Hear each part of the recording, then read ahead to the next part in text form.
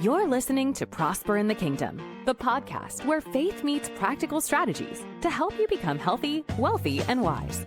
Join hosts John Cleaver and Wendy Lee as they share insights to equip you in your journey toward abundance, spiritually, financially, and beyond. Just a reminder, every situation is unique.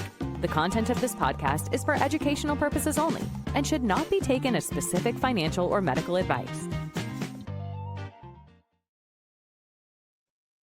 Welcome back, everybody. We are here with another Prosper in the Kingdom. I'm your host, John C., and the ever awesome Wendy Lee is my partner in spreading the good news about getting wealthy with God. So, hey, Wendy.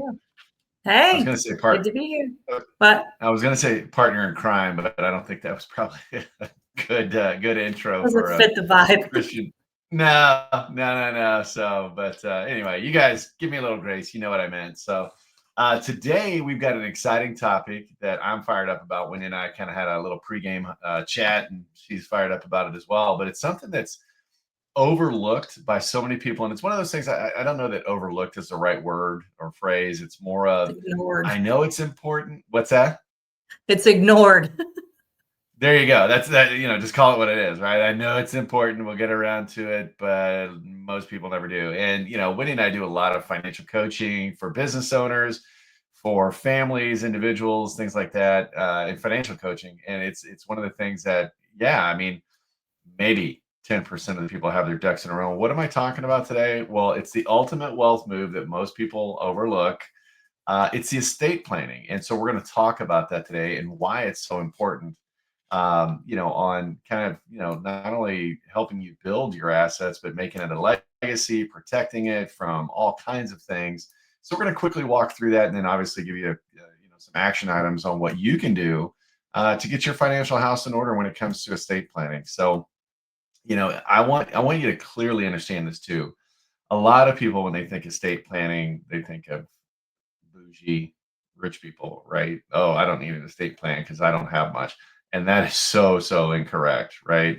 If you own a house, if you have a bank account, a car, or even that the golden retriever you call your firstborn, right?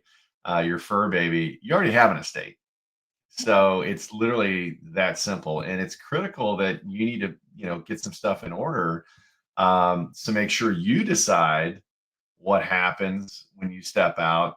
Or guess what? The courts are going to decide, right? Some stranger, some rando is going to decide who gets what and everything else. So here's the real truth. What people don't really know or understand. Number one, we're going to talk about these documents today. And there's 4 documents that every family needs. Okay, if you're over the age of 18, maybe 21, you need these documents. It's power of attorney that's going to protect you while you're alive, and there's a couple of them we'll talk about.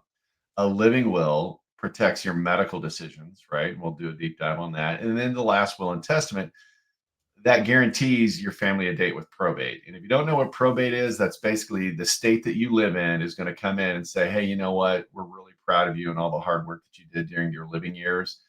So we're here for our cut, right? It's not like you weren't taxed enough, but they're going to come after that too. So yeah, right. Fun times, Wendy. What are your thoughts on that? Yeah. I was thinking about New Jersey. They give you a tax when you move out of the state.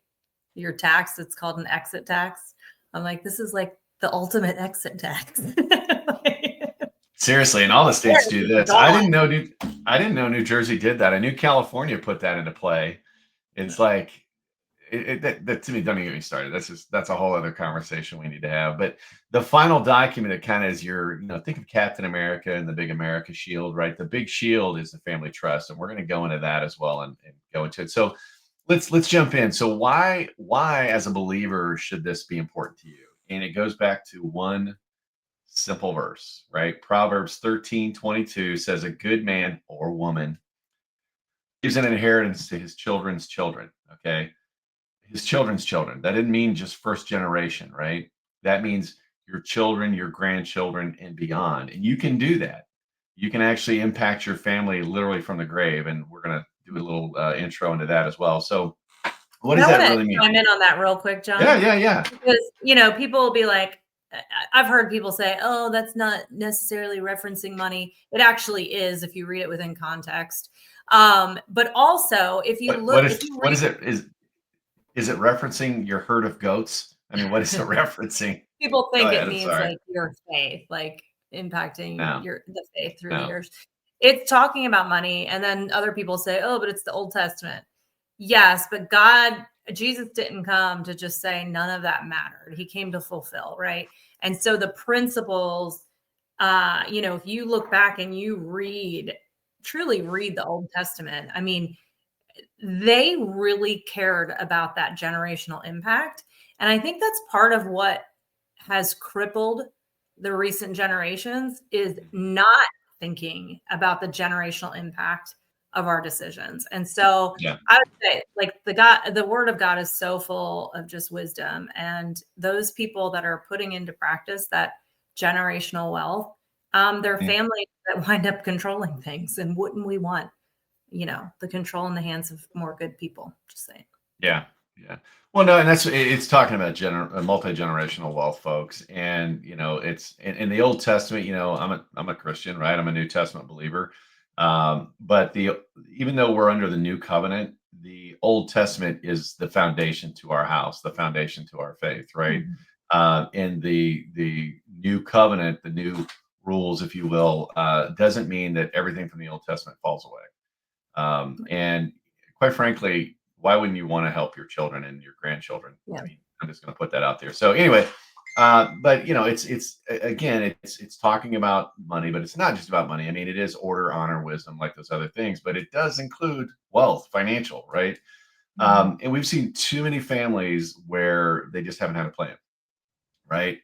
And especially when somebody passes away, you can definitely tell they didn't have a plan because all of a sudden you see the GoFundMe pop up, and it's like, okay, that probably is a good indicator that nothing else was set up, and the state's going to get a large portion of it. I know in the state of Tennessee here, if you have over the last time I checked, so it may be different today, but is 25,000 is the limit, right? So if you have assets over 25,000, that includes equity in your home, your 401k, anything like that, that old beater car you got, if it's worth, if that all that adds up to 25,000, guess what? You're going through probate, and they're going to take Mhm. probably about 20 to 30%.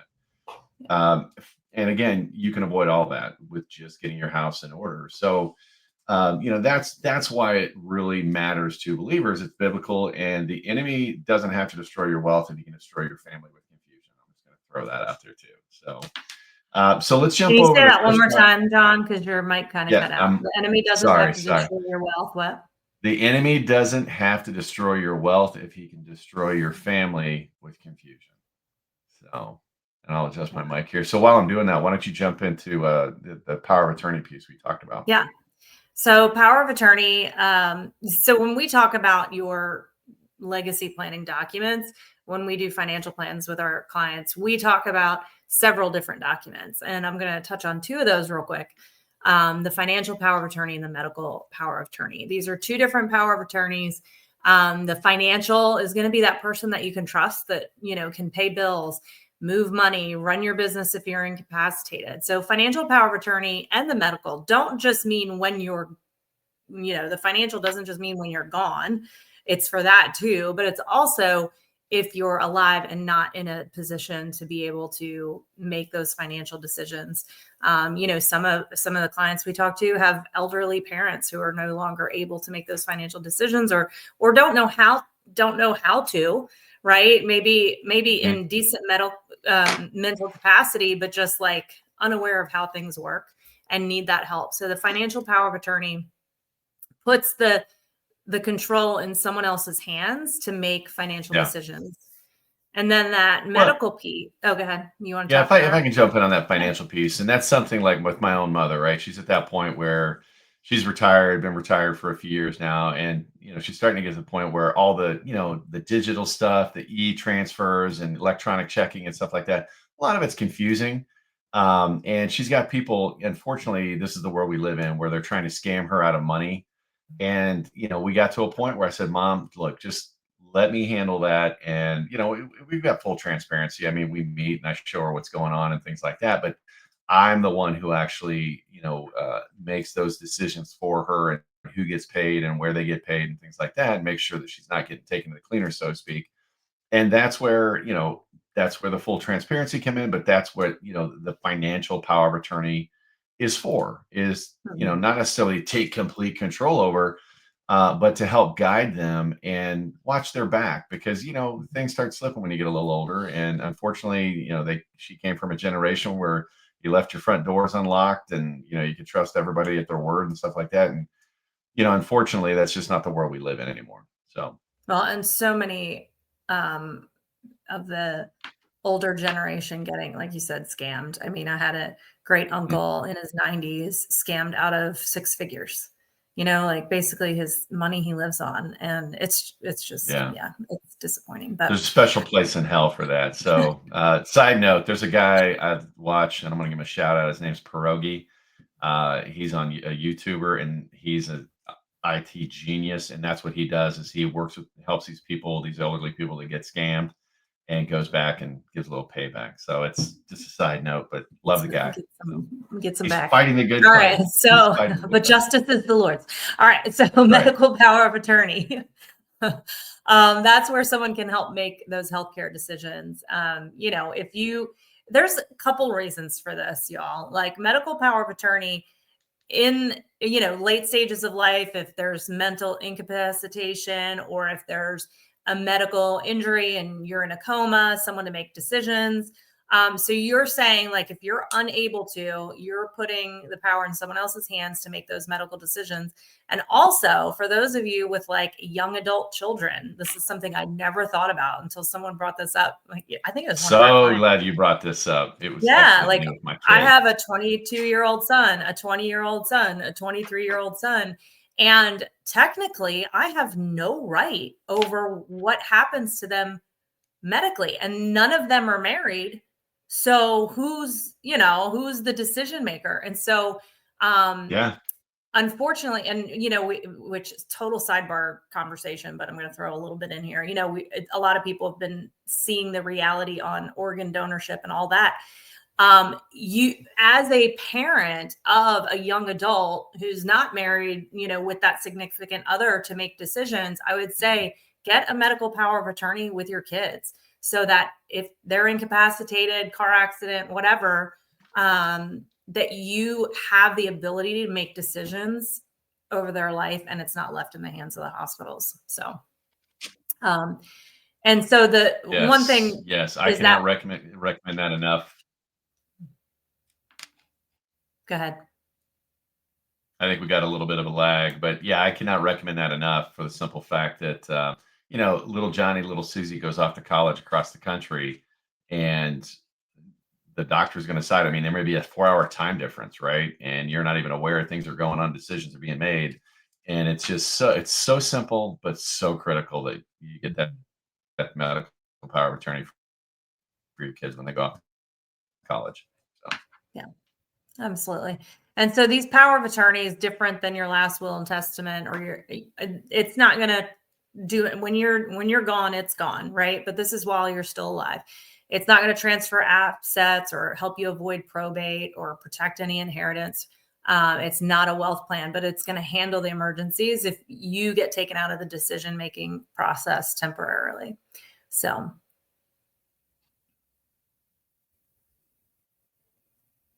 yeah, we had a little bit of a technical problem there, so you can edit this part out, I guess. But jumping over, kind of piggybacking on that, is the living will, right? And that's a key document. A lot of people think, what is a living will? I know I'm part of the Vanderbilt system in Nashville, and they do a fantastic job of promoting the family will.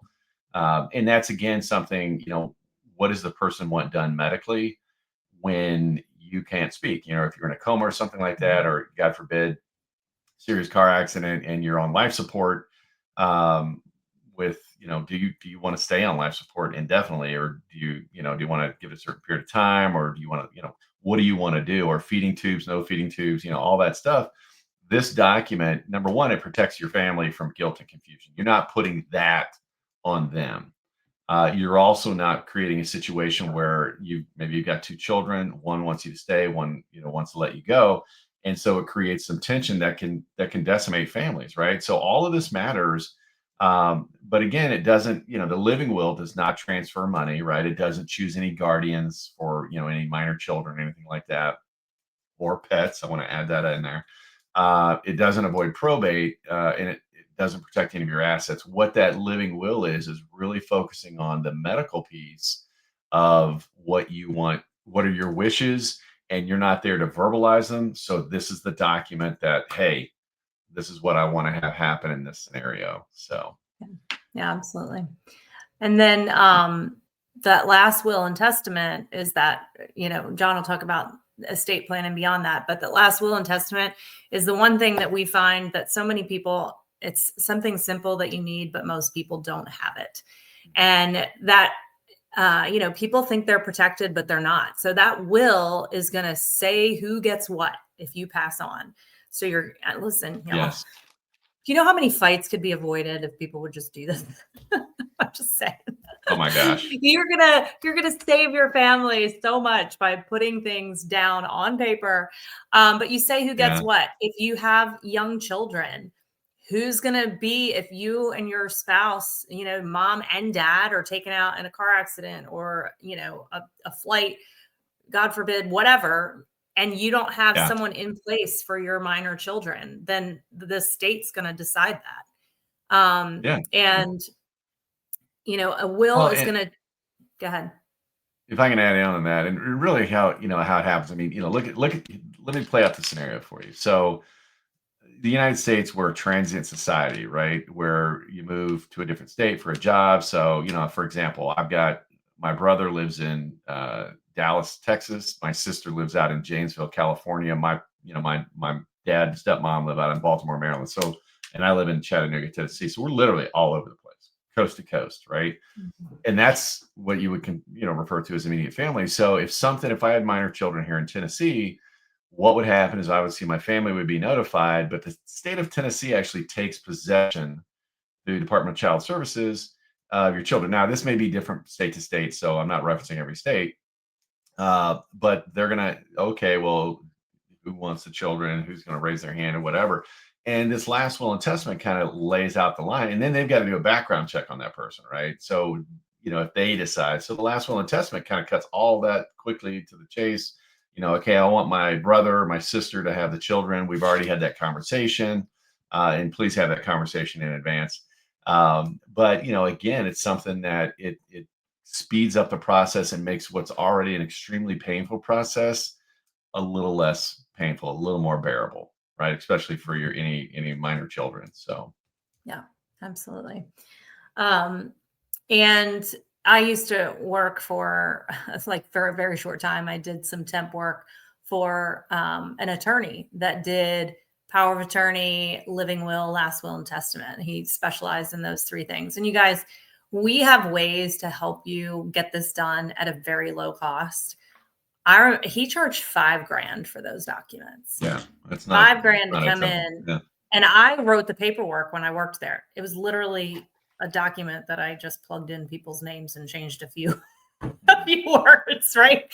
But they sit down and it's highly expensive, typically. And so, but there are ways to do it at a much more affordable rate that we can help you with as well. But the thing with the last will and testament, if you don't have the trust, like Jon's going to talk about, it guarantees that you're going to go through probate court. So that's where the judges, attorneys, and government agencies step in and take control of your estate. And depending on the size of the estate and things like that, right? But anyone can pull the files, see what you owned, what it's worth, and even what your heirs fought over. So if you have only a will, you actually don't avoid the system. You just went into business with the courts. So Jon, yeah, go ahead. Yeah, it's just you that's exactly what you've done. I mean, the court's going to follow your will, right? It's going to, Susie's gets this, Bobby gets that, whoever gets what. They're not going to change the will portion of it, but again, they're going to be the executor and facilitator, not necessarily the executor, facilitator of that will. And you're going to go through probate, and it's a lengthy, and it can be lengthy. Some states are shorter than others, but It's going to be a lengthy process, and they're going to take a cut. And this is where you start to see, situations where family farms get sold off, or a portion gets sold off to cover the taxes. Maybe there's a family business and that's going to get sold off to cover the taxes and stuff involved. And this is kind of what they're talking about, right? And again, we're not attorneys. We're not giving you legal advice. What we're doing is pointing out the information, educating you on things you should be looking at to prepare, because, like it or not, nobody likes to talk about it, right? And I think that's why a lot of people never get around to doing it, because they think they got forever. But here's the deal. We all have a date, right? And you don't know when that date is. It could be 30, 40 years from now. It could be 3 or 4 days from now. And so that's why you want to get that in order. Just kind of, give you the peace of mind to have that done. So those 4 documents, just to recap: number 1, medical power of attorney. Number 2 is a financial power of attorney. Number 3 is a living will. Number 4 is a last will and testament, or what I like to call the set of instructions, right? Now, this is where the big wealth move comes in. And I want to go right into what's called the family trust. And there are several different kinds of family trust, but we're going to just talk about a general family trust for now, right? And there's revocable, irrevocable, and things like that. And that's something an attorney can walk you through to figure out which is the best one for you. But a properly written revocable living trust, okay, lets you, and keep revocable, remember that, lets you, number 1, control your assets while you're alive. Okay.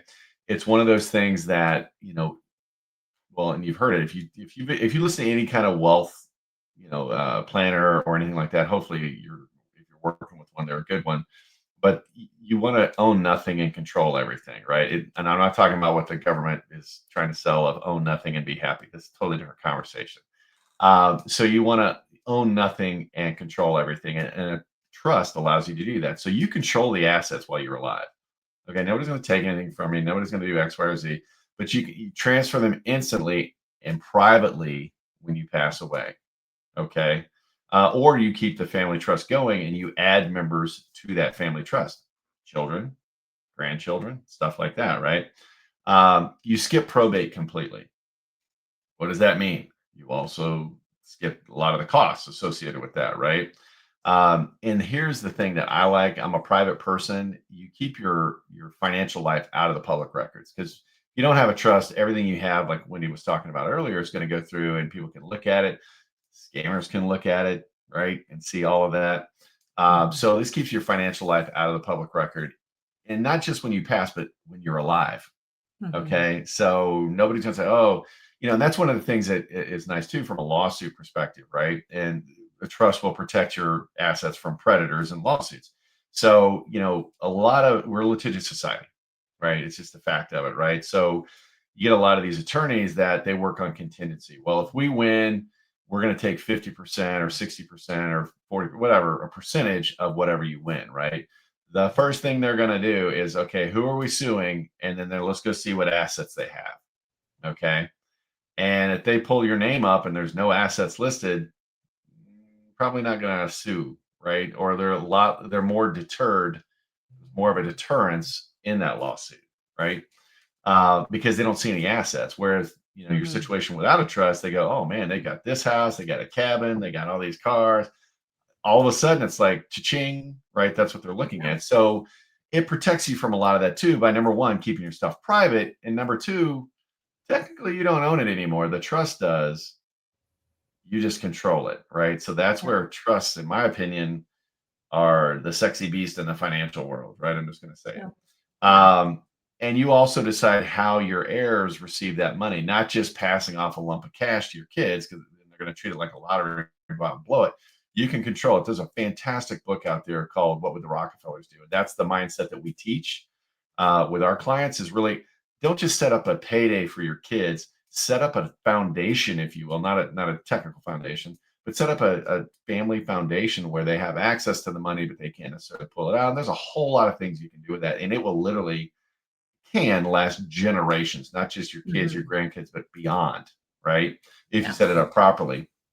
And what your kids inherit, again, you're looking at wisely, not wildly, not going out and buying the new cars and stuff like that. They can get the income maybe at 25, or maybe you set it up where they can borrow it, but you can control the percentage of payouts, things like that. And really, it allows you to control that financial impact from the grave, like I was talking about earlier. And wealthy families don't stay wealthy because they make more money, right? We talk about this all the time, folks. It's not that they make more money. They stay wealthy because the money never leaves the system. Okay. And you can set up the system with a trust. That's why it's one of the most powerful documents out there. So I like to give the analogy, and I'm gonna take a quick pause because I know I've been talking a lot. Did you want to add anything to this so far? Because I get fired No, up about keep going. trust. Keep going. All right. Woo-hoo. So you look at this. I love Pirates of the Caribbean. Okay. I don't know if that's fantasy or sci-fi or whatever. But anyway, the treasure box. Everybody knows what a treasure box is. So a trust is like a treasure box. And then you put all your treasures in there, right? Your cars, your homes, any physical assets like precious metals, stuff like that. You put it all in there, right? And then the last will and testament is a set of instructions you set on top of the assets, right? Here's what I want going. Here's how we're going to do all this. And then you close the box and lock it. Okay. And that's how you protect it all, right? The assets move from generation to trust to generation, never hitting the actual probate court. And when structured appropriately, you don't legally own the documents or the assets. The trust does, but you control it. Right? Yeah. You control it. So again, I can't speak highly enough of that. And that's something, how do you start? Well, you start with the baby steps. Get those 4 documents in mind. And as Wendy mentioned, you can go out and hire an attorney to do all this. Your attorney in your neighborhood, you've got a great relationship with them. Give them a call. You say, hey, here's what I want to do. I want to set up, I want to set up these 4 documents. I want to set up my family trust. What's that going to run me? Okay. Now we're all about, setting people up for success and not doing it cheaply. I mean, if you want, you can go out and try to do it and download documents online. Good luck with that. Are they stay compliant? Are they actual legal documents? Or is it just going to be blown away when it actually goes, it's challenged by somebody? We've partnered with a legal firm, right? And it's like a legal network. So they work with attorneys in all 50 states. Very, very cost effective. I mean, you can start, it's a membership type of a deal, right? You can get plugged in as little, I think, $40 a month or $45 a month for a family. You're going to get the 4 documents. You can get the trust done at a major discount. And this is something that, like it, hey, great. Take a look at it. If it's for you, perfect. If not, we'll put the link down below in the comment section or in the actual, I keep forgetting that phrase, the captions, right? Show notes. It'll be in there. Show notes. There you go. Take a look at it. If you like it, fantastic. If not, at least you looked. But work with an attorney on it. Don't try to do it on yourself on Google, trying to, save a buck. DIY is not something you want to do with your family's financial future. Just going to throw that out there, right? But, a lot of this stuff is designed to protect you and your family. And so few people know about the power of the trust, and they're very powerful documents, right?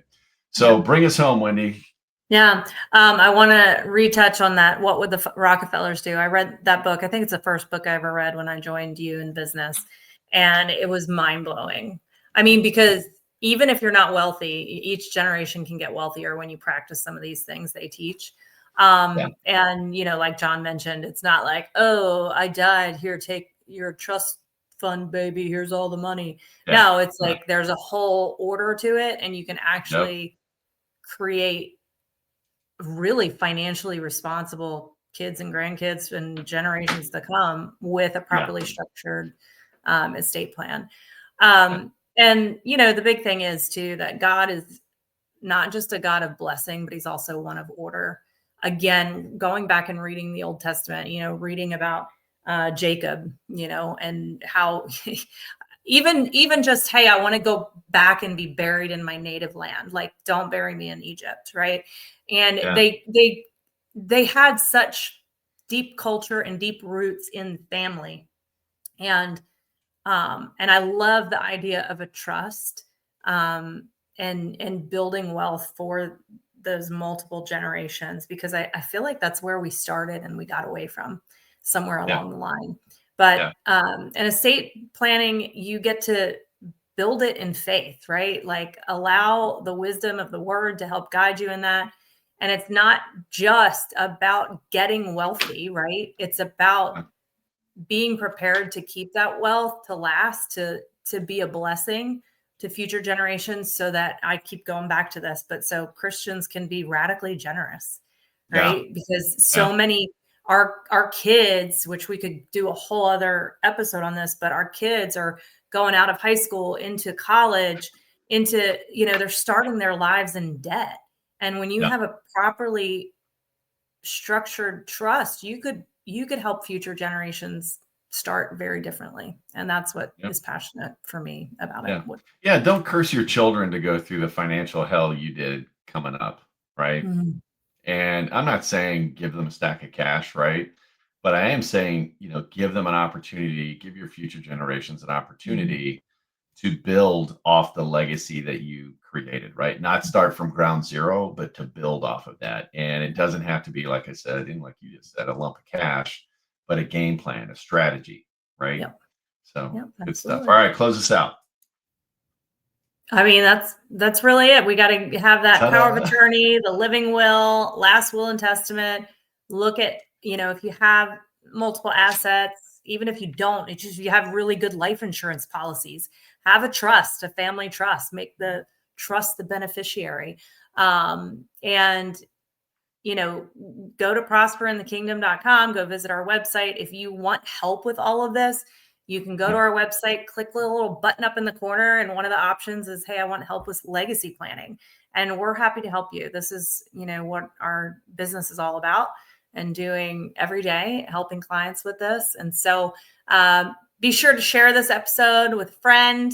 If you're on, go subscribe to the podcast on Apple, on Spotify, wherever you listen, subscribe on YouTube, share on Facebook, and let's, help get the word out on how Christians can be great financial stewards for the kingdom.